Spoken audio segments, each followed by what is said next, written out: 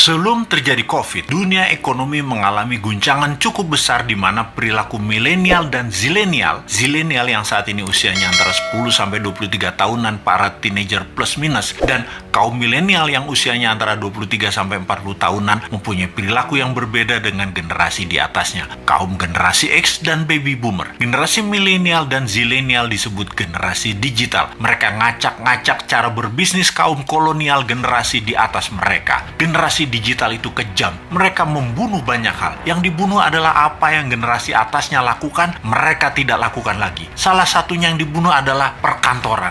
Jam kerja kantor, bentuk organisasi kantor dan usaha, semua nggak seperti dulu lagi. Dunia bisnis terlalu formal, pakai absen misalnya, atau HRD-nya yang ketat, kecuali pabrik. Mereka nggak suka dan nggak mau melakukan itu. Pokoknya mereka mematikan dan merubah hal-hal yang disukai oleh orang tuanya. Misalnya lagi, perilaku suka traveling, juga suka bosenan, sehingga tempat tinggal sukanya pindah-pindah, kerjanya pindah-pindah, nggak baca buku tapi nonton, nggak baca koran tapi sosmed, nggak punya mobil tapi light asset yang dipakai atau sharing car dengan platform transportasi, suka nampang dan traveling belusukan paket murah meriah.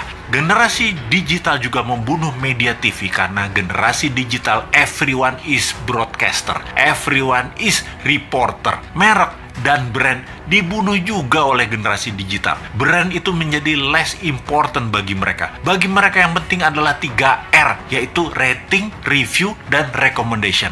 Lalu masuk masa COVID.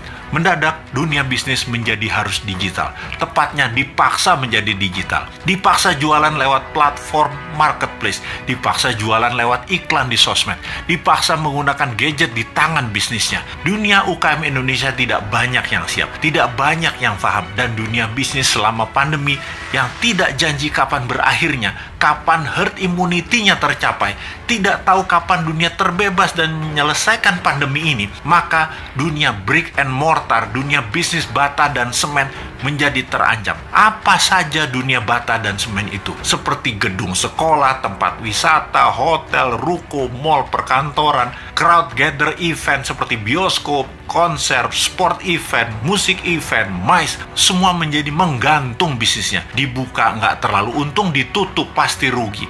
Bisnis semen dan bata karena pandemi, pengunjungnya dan aturannya sering on-off. Akhirnya mereka harus segera pivot.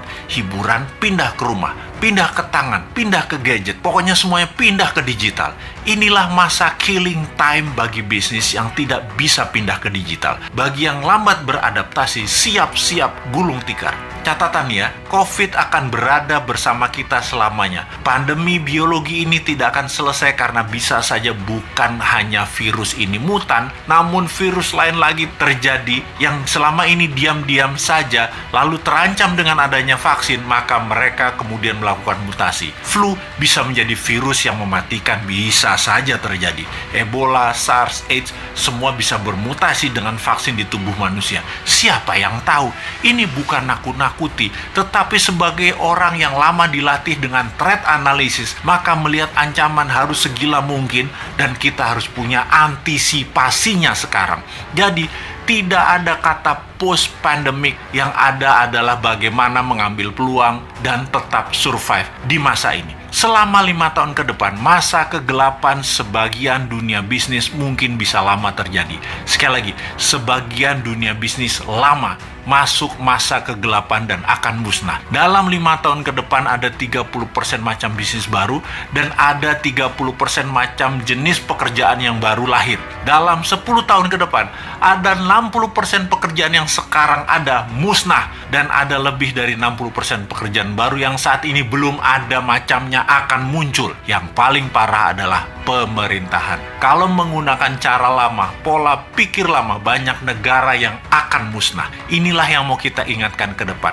Pastikan calon pemimpin ke depan mengerti apa yang akan terjadi ke depannya nanti. Calon pemimpin ke depan harus punya tim yang solid dan berpengalaman dunia internasional. Calon pemimpin ke depan tidak hanya dia populer, tapi dia paham dan terbukti bisa menjadi pemimpin visioner dan leader yang tegas. Kalau dilihat di etalase saat ini yang akan memimpin ke depannya, masih banyak hal yang harus mereka buktikan. Seperti yang saat ini deh, ternyata di awalnya sangat bagus program kampanyenya, baik incumbent maupun penantangnya. Ketika keduanya bergabung dalam satu wadah, sama COVID aja keok. Sebelum COVID aja sesungguhnya sudah tren turunnya. Tambah COVID, jadi minus. Tambah lagi, kalau perang Tiongkok-Amerika jilid 2 terjadi, bengek bernegaranya pasti. Tambah fakta lain lagi, yaitu perang biologi pandemi ini berkepanjangan. Kejet-kejet gejala stroke bernegaranya. Belum lagi, yang sejak 4 bulan yang lalu kita dengungkan, perang cuaca yang bisa membuat kelangkaan pangan terjadi.